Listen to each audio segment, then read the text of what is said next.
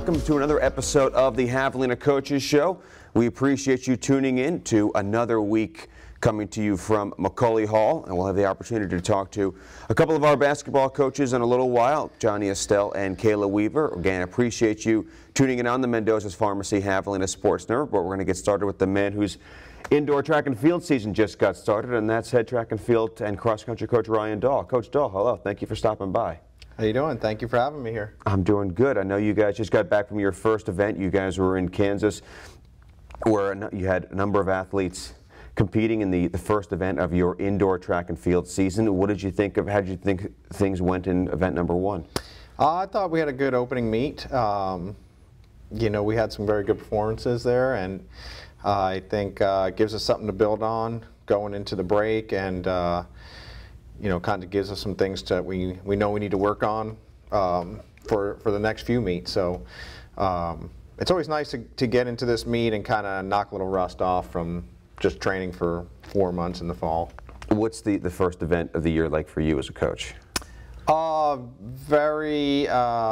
Is there excitement, nervousness, a combination of both? Very nerve-wracking. It's a lot of nerves, you know, because you've just been training all fall. You don't really know, you know, how things are going to be, you know, when the lights turn on and everything like that, you know, and sometimes you're pleasantly surprised and sometimes not so much. So you never know the first meet. You never know really what's going to happen. But we took mostly experienced people up to this meet, so my nerves were calmed a little bit by that, you know, because they've been through it before for the most part. But, you know, we did have some younger ones there as well, and you just never know what you're going to get till you get there. So, do you feel like your athletes had some first event of the season jitters?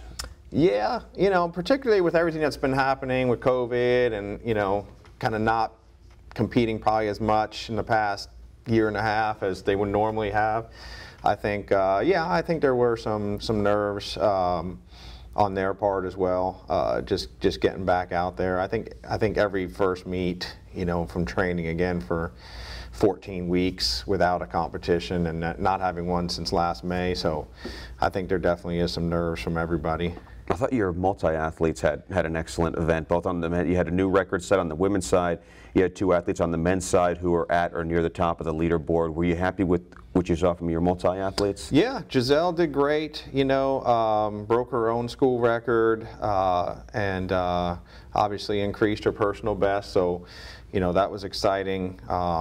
And, you know, she could still improve a good bit in that pentathlon. And then the guys did real well. Dean was coming off an ankle injury in which he wasn't able to really train normally for the past few weeks. So it was good for him to do as well as he did, you know, with having had that injury to kind of set him back a little bit.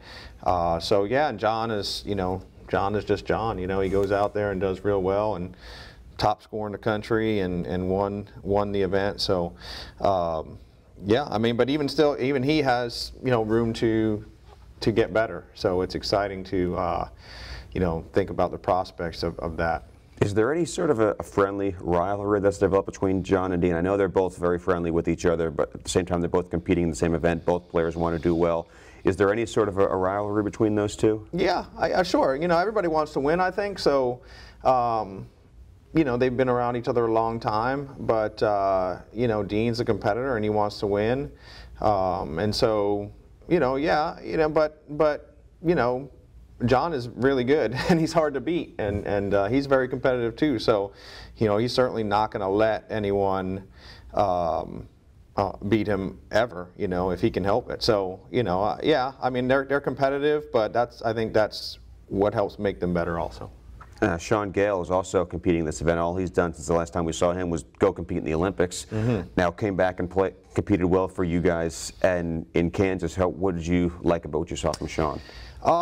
He's had a great fall. I knew he was really ready to run a good time, but again, you know, when you get out there and you're in a meet situation, you never know. So I was happy that he was able to run a great race and run a very good time for an opening meet. So I think the Olympics really helped him kind of, you know, that experience I think, makes him a better athlete. You know, having gone against that kind of competition and being in that kind of big stage, you know, I think it really helps him to take himself to the next level and have confidence in himself that he can do that all the time. And so I was expecting a good race from him, and he came through, so that was good. It was fun to watch. I know you and your athletes spent a lot of time preparing for the start of this season, and like you said, not everybody had the opportunity to go compete in this meet. Who are some of the athletes who you've seen over the course of the last few months in the preparation for this season who have really impressed you, who look like they're ready to have a top-notch season? Yeah,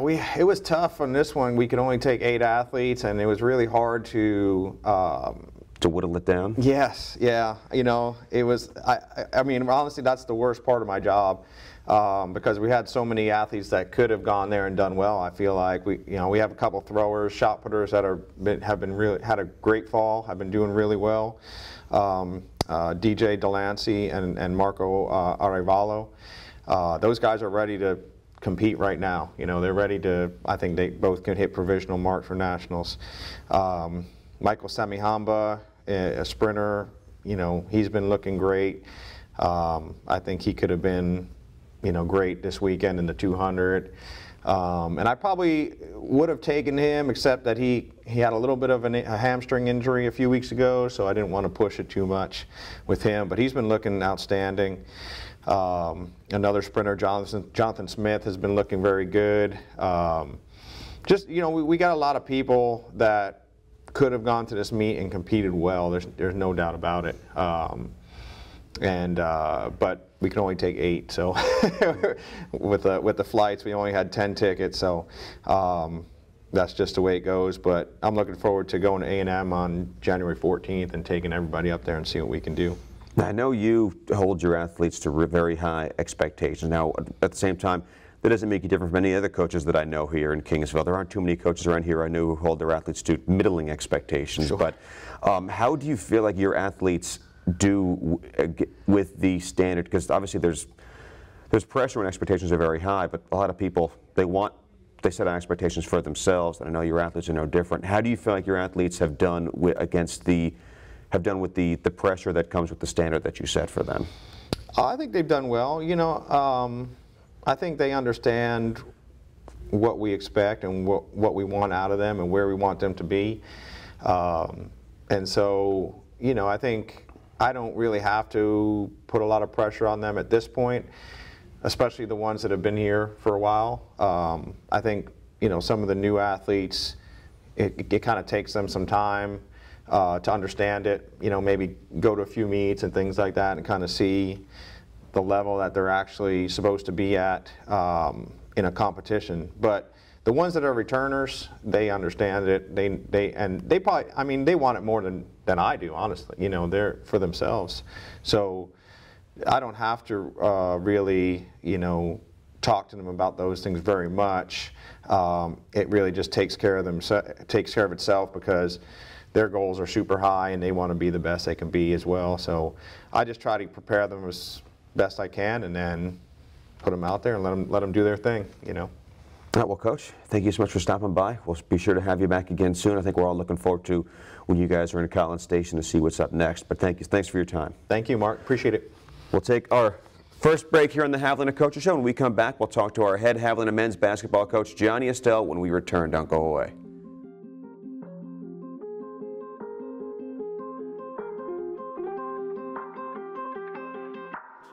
About every category. They're going to need some defensive intensity today as Shayer against Bastion for the opening tip. And we get this game started with Angelo getting the Van Allen. Now to Jones, who's left open and hits. Jones, good defense being played by Angelo State. Smith drives and scores. Williams lost it. There's the steal by Tamuk. Wilson the other way, wants to go inside and scores. Top of the key, looking for some help from C.J. Smith. And instead, dishes it to Flowers. Flowers makes his man miss, goes in and scores. Clock ticking away. Smith. But the wild jump shot that goes. How in the world to Jones? And Luna will calm things down. Jones left open. Good. McClellan spins around but can't put it in. His putback, though, does go through. 2 for McClellan. To Moses. Working on Avery. Goes right through Avery, has the shot blocked by Johnson, and that's how the first half ends. Smith trying to drive, gets by his man, now throws it into the corner for a 3 for Flowers, that's good. Wilson uncovers, Wilson for a 3, no. Luna got hit in the face on the rebound, but puts it back for 2 anyway. Mook keeps it, Brooks for a 3, that's good. Foul, there was none called. McClellan to Brooks, who cuts inside and scores. Brooks thought about shooting it, now gets it back, goes inside and scores again. Just trying to come get the basketball. McClellan through 2 guys for 2 points. Wants to drive inside again. No, McClellan's putback rolls through. Gets the rebound. Brooks again. That time, yes. With him. Drives past Williams and scores.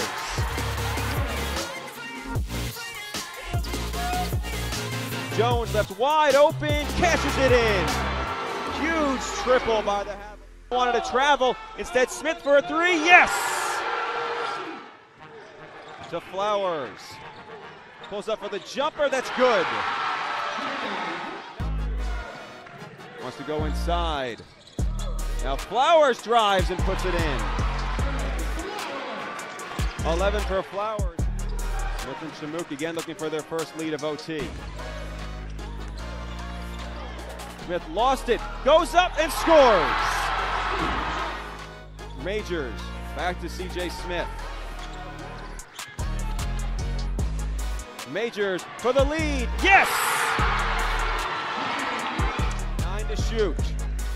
Smith underneath, McClellan scores at 6.8. And the Rams try and force a second overtime until they go for the win. Into Williams, who slips, but still is on his feet. Williams, I think he wants the 3 to win it. No, he drives. No shot. Ball game.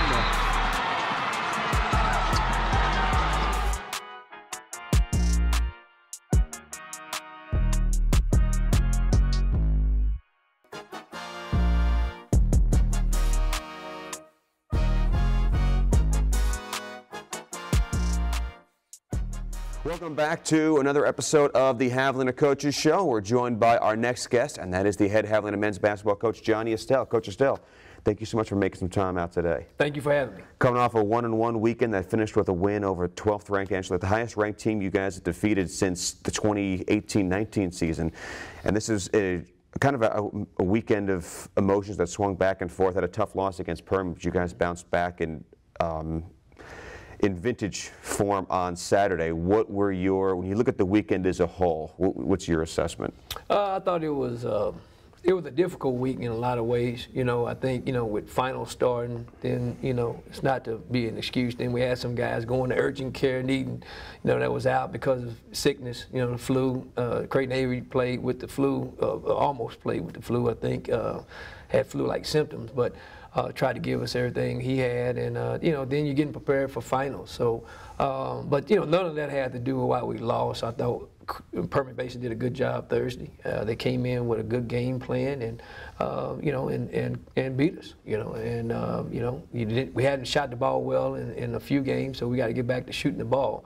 But you know, for a quick turnaround to play a really good team, you know, Angelo State is. Got a lot of good players, well coached by Coach Boone and his staff, and to be able to beat them with a one-day prep, less than 36 hours, it was very rewarding, especially in the way we did it. What was the biggest key, you think, for your team for putting the Thursday game behind them, bouncing back, and being ready for the challenge on Saturday? Well, you know, what we talk about is ownership. You know, we have something called the share philosophy that you'll see on the back of one of our T-shirts, and it's share the work, share the blame, share the success, and share the dream. Well, I mean, it's a lot easier to share the success and the win, you know, when you're doing well, but when you share the blame, and that's what we had to do. We had to go. I had to look at myself in front of the team and acknowledge some things I could have done better. And then we had everyone in the room admit they could have done something better. So it's easier to put the loss behind you when you do that instead of finger point. You know, you have to point out reasons why, and then you have to kind of come back and work on those things and fix those things in a short time span. But you know, when your culture is set already, you know, and that's what the preseason is about, and having the right kind of guys like we have in that locker room, all we had to do was recalibrate and kind of get back to playing, you know, defense like we're capable of doing. I thought we had a great defensive effort. I thought Coach Gonzalez had a great game plan that he put together, and the kids executed. And it was, I mean, a couple of shot clock violations. The crowd got involved. It was rocking in there Saturday. What's that like for you and for your student athletes when you get to play in front of a crowd that was as raucous as Saturday's was? Well, I mean, you've heard me speak to groups, and it just helps you win.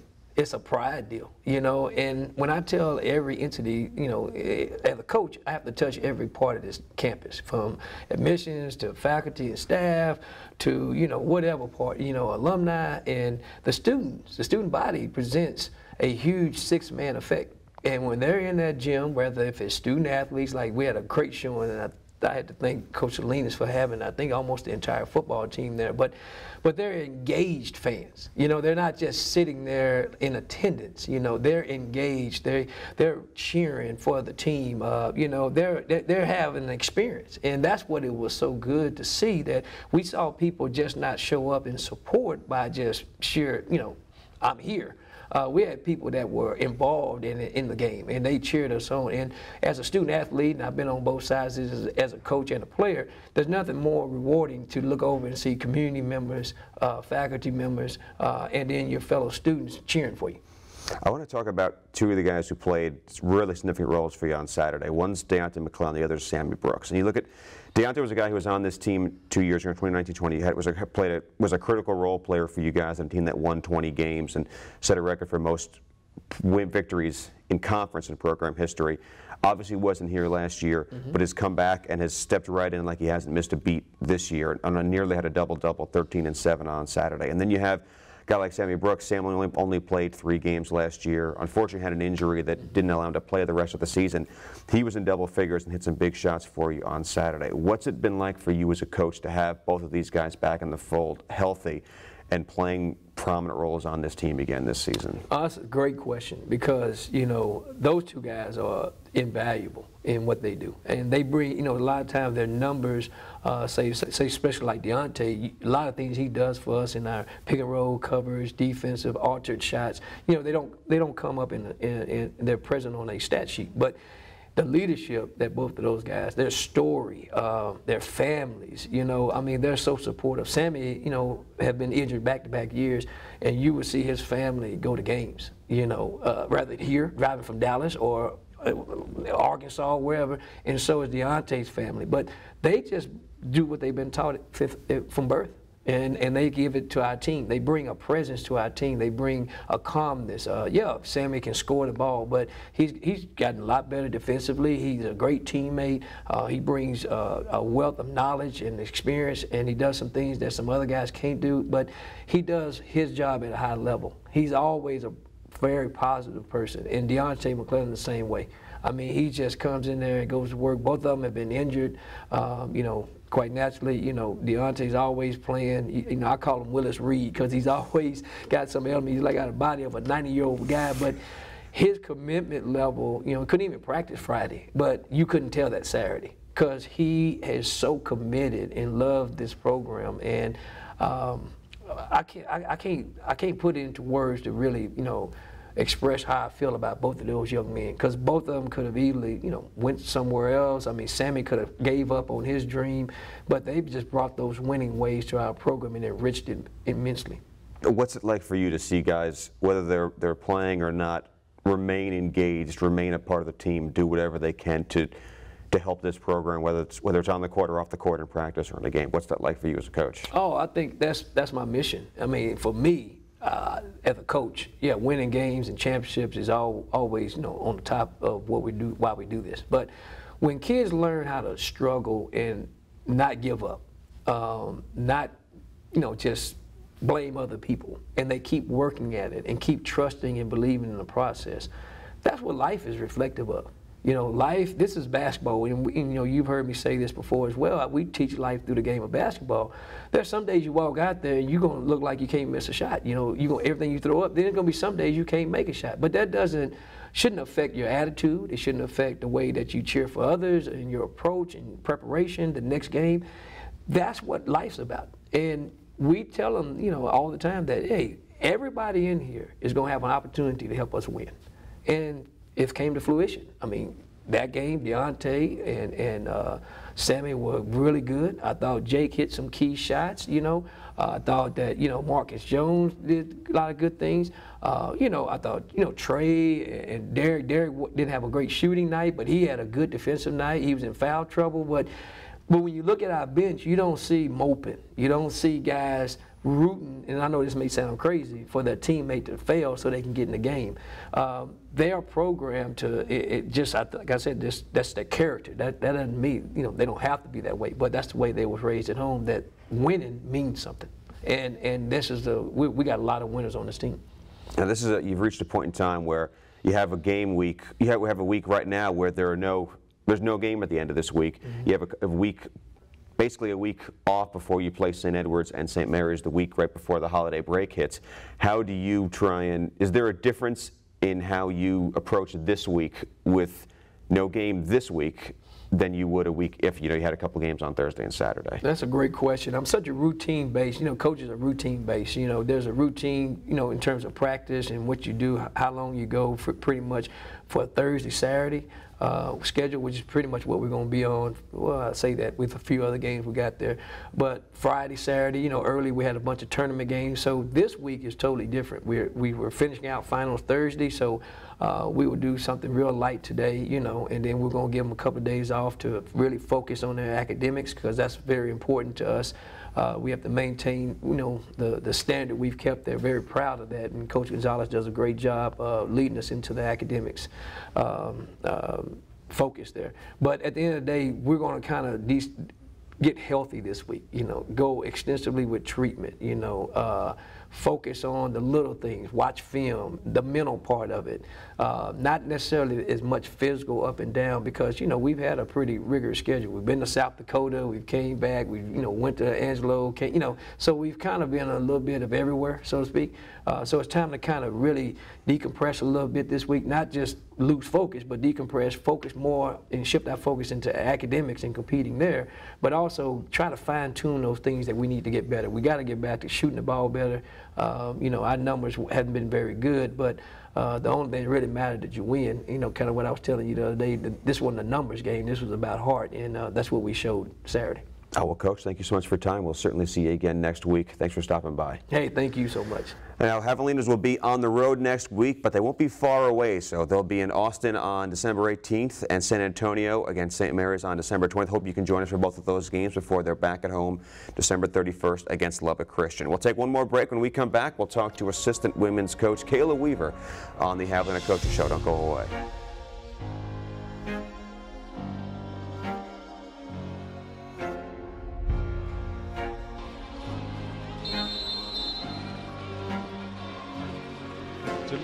Against the Falcons. Let's get this night started as to shoot. Schritter calling for it, but Rivers will keep it. Gives it to Cherry outside, who answers with a tray. To Mickens. Payne, the spot up shooter, connects. Halfway expired. Pena driving through Falcon defenders to Jones out of the corner for a three. That just would not cooperate. Pena to Payne out of the corner for three. Rivers, started by Diop, Payne, Schritter out of the corner for three more. Putting a lot of pressure on Tamook on the outside. Pena with two players on her, almost lost it, got it back. Cherry for a three, that one's good. The Falcons lead is three. Rivers to Schritter, to Payne on the outside, trying to answer, she does. There's trailing by more than 3 points for just the second time so far tonight. O'Hare has two players on her, gives it to Pena. Schritter 7 to shoot. Pena drives. Now Cherry out of the corner for a big three. It's snared by Munoz. Munoz into the front court trying to get past. Pena has the shot stuffed. Sloppy Falcon offense. Schroeder wide open. Tie game. Already into double figures. Pass to Pena. Left. Schroeder with a lead. She's got it. Weaver immediately guarded by Munoz. To Payne on the outside. Cherry left wide open for three. Won't hit. Rebound though is tipped by Mickens back to Brianna Pena. Payne for the three, that's good. A chance to pick up what would be their 5th win of the year. Munoz 4 of 8 on the night and a steal by the Javelinas. Schroeder. Pena drives, pulls up, cans it. Guarded by Schroeder, stolen by Mickens. Mickens on a drive. Game losing streak and earn their first win under their first-year head coach. Not often you see a game where neither team wears white, but the Habs are in gold against the Rams in blue. Both these teams use blue and gold. Might be easy to get them confused. We'll try and avoid that. But as it is, we have basketball. As the opening tip is taken. Tosses it back out to Peyton Brown. Brown, the leader on this team in assists, finds Honey. Trying to shake Cherry. Tosses it up top. Tipped away by Rivers, and then chases down the loose ball. And puts it in. Rivers just wanted that ball. Cherry again coming off a 14-point day on Thursday. Rivers cans the three. Against the deep Pleasant inside, but Jones will keep it on the perimeter for Pena. Pena gets an open jumper, but misses. Mickens goes right in and gets the board. Pena, this time we'll try our luck on a three. Yes!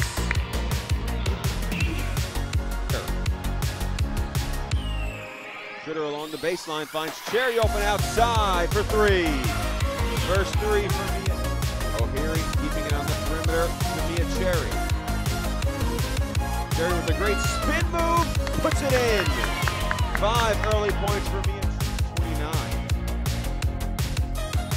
Layup by Georgia O'Leary. Mickens drives and changes that. He's not been working the ball inside as much. Payne with a three. Thought about tossing it inside. Instead, she'll drive. Toss it out for Pena. Pena pulls up for the jumper. That's good. Just over McGee Pleasant. Mickens to O'Leary. Top of the key. Cherry has her defender fall down and hits it. Basketball. Cherry on the perimeter, trying to become the first player to double figures. She does, and gets a foul to go with it. To Payne. Pena from the free throw, from the elbow, good. As Pena gets it in to Georgia O'Leary. O'Leary goes right past McGee Pleasant for a bucket and a foul.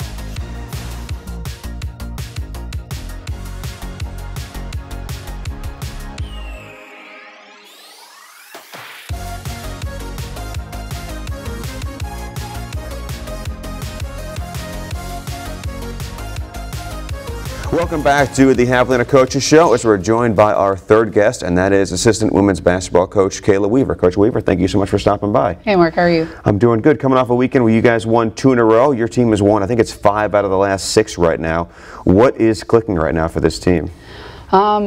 Defensively, I think we're just really engaged on the defensive end of the floor. I think this weekend we held our opponents to 48 points per game, which is really, really good. I mean, offensively, shots aren't always going to fall. You know, you're not always going to have a good rhythm, but I think if we stay engaged on the defensive end, and as always, that's what Coach Madrid really harps on and preaches on. So I think that's what is helping us in these games, because no matter how many shots you miss or make, you can always get stops. I remember Coach Madrid talking, I think it was after the Western Oregon game, about how suddenly it seems like sometimes when shots aren't falling, the defensive intensity starts to decline. How have you guys made sure, how did you guys make sure this weekend, or what did your team do better to make sure that that wasn't an issue this weekend? Right, and I think that's a natural thing, right, for teams. If things aren't going well, sometimes you can get a little hesitant on both ends of the floor, but they always, they're really good kids. They enjoy playing with each other. They really like each other, and that makes it a lot of fun.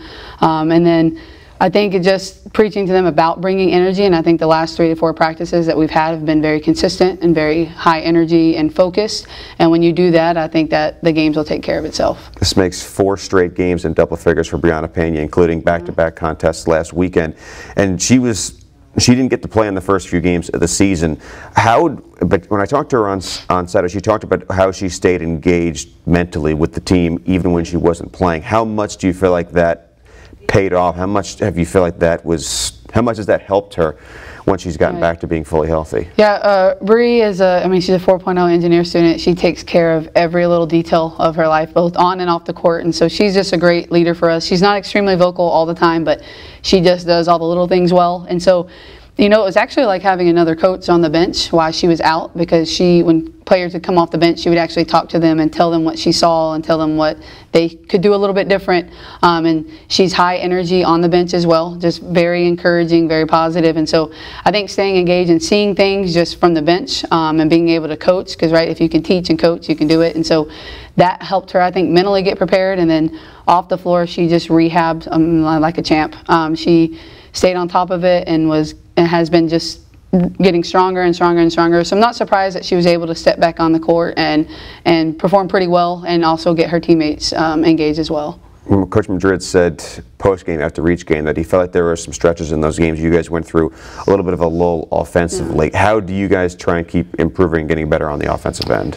Well, you know, we like to shoot it. We like to shoot the 3. Everybody knows that. But so when those aren't falling or you can't get those shots, you try to get them to be more aggressive. So coming off ball screens or kind of going attacking the rim. And so you try to encourage them, for one, to continue to get stops, because if you continue to get stops, okay, the offense will come, and then be more aggressive offensively. I think just kind of keep preaching to that throughout the game, and we did that. And I think we did have lulls, but I thought that in the second half, I think we had spurts to where we kind of picked it back up offensively. It's just about staying focused and staying engaged and staying true to who we are and staying true to what we do. And I think as long as we continue to encourage that, we'll continue to get better. This is a week that's a little different from you guys. You don't have too many weeks where there aren't 2 games at the end of it during the season, but this is one of those. And Coach Madrid mentioned one of the special moments this week is Anastasia Graduation is coming up for Anastasia Mickens. What is that moment like for a coach? Oh, that's awesome. Like Coach Madrid always preaches, you come here, we want to win, we want to have fun, but you know the #1 priority is to graduate, and Annie gets to do that this weekend, so we're all excited for her. She graduates at 2 o'clock on Friday, and then we're actually going to have a little team get together celebration for Annie / Christmas party this weekend, also just to celebrate her, because she's been a huge part of what we've done. She was one of our first recruits here when we got here, and she's stuck it through, and we call her the culture changer, because she was a big part of that. And thankfully she got an extra year because of COVID, and so they also nicknamed her Granny Annie. She is a little older, but she just does a really good job with our team, and they respect her work ethic and her mindset, and she's just been awesome, and we're really excited to see her graduate. Is there a difference in the way that you guys approach this week as a coach compared to a normal week when you'd have a couple games at the end? A little bit. You know, it's kind of nice that this is our bye week because it's finals week, so we can focus on finals and continue to have a high GPA. I think we had 3.6. Last semester, we want to have that or better, but we can focus on letting them have extra time to study and maybe more shooting rather than just contact going. But we're going to get a lot of shots up today and tomorrow and give them a couple of rest days this week just to focus on their academics, and then hit the ground running again towards the end of the week and start preparing for our next opponent. All right, well, Coach, thank you so much for your time. Best of luck in a couple weeks when you guys will be in action in Austin. Thank you. And don't forget, Javelina women's basketball team will be in action on December 18th against St. Ed's in Austin, and St. Mary's on December 20th. So it's only a short trip. We hope you can join us on those days. They'll be back at home December 31st for a matchup against Lubbock Christian. Big thank you to our other guests as well, Johnny Estelle and Ryan Dall. Thank you for tuning in to another episode of the Javelina Coaches Show. We'll see you again soon on the Mendoza's Pharmacy Javelina Sports Network.